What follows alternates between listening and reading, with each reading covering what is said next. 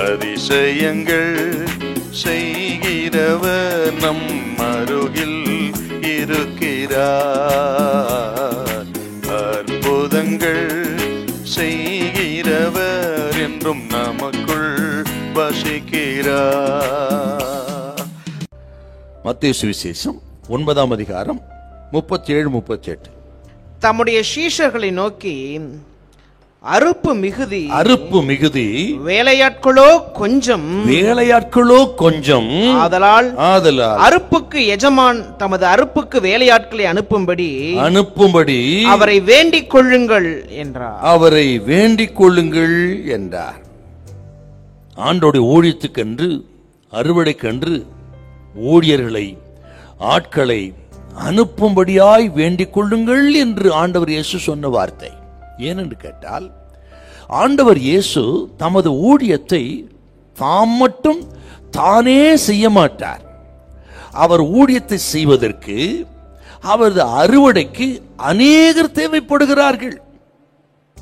அந்த அநேகருக்காக அவர்களை அனுப்பும்படி ஜெபியுங்கள் என்று ஆண்டவர் இயேசு சீஷர்களை பார்த்து சொன்ன ஒரு அருமையான ஒரு வார்த்தையை தான் இங்க நம்ம வாசிக்க கேட்டோம்.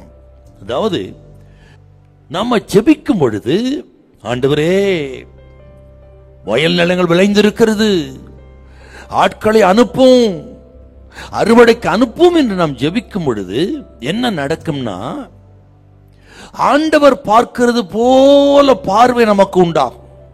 நம்ம ஜெபம் பண்ணா ஊழியக்காரர்களுக்கோ அல்லது நமக்கோ ஆண்டவருடைய பார்வை நமக்கு உண்டாகும். ஆண்டவருடைய பார்வை எப்படிப்பட்டது?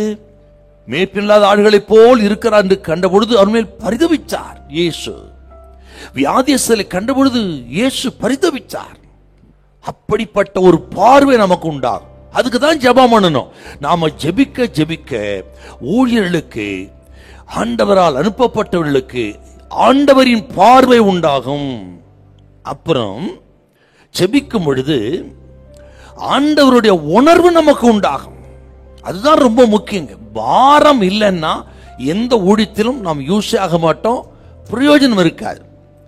ஆத்துமாக்களை கண்டபொழுது, வியாதியஸ்தரை கண்டபொழுது, பலகீனமானவர்களை கண்டபொழுது இயேசு மனதுருகினார், பரிதாபம் கொண்டார்.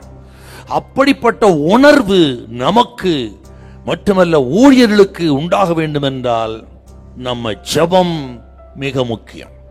அதுக்கு தான் கர்த்தர் சொல்றாரு, ஜெபியுங்கள். இது கேட்கிற அருமையான கர்த்தரி பிள்ளைகளே, ஊழியர்களுக்காக ஜெபம் பண்ணுங்க. வேலையாட்கள் அனுப்ப முடியாத ஜெபம் பண்ணுங்க. ஆண்டவர் சொல்றாரு, கேட்கிறவங்களை பார்த்து கர்த்தர் பேசுகிறார். எதையாக கர்த்தருக்காக செய்யும்படி தீவிரப்படுங்கள், ஜெபியுங்கள். வேலையாட்கள் அனுப்பும்படி ஜெபம் பண்ணுங்க. ஊழியரோடு சேர்ந்து ஜெபியுங்க, ஊழியம் பண்ணுங்க. கர்த்தர் தேசத்தை மிக சீக்கிரத்திலே சந்திப்பார். ஹல்லேலூயா, ஹல்லேலூயா.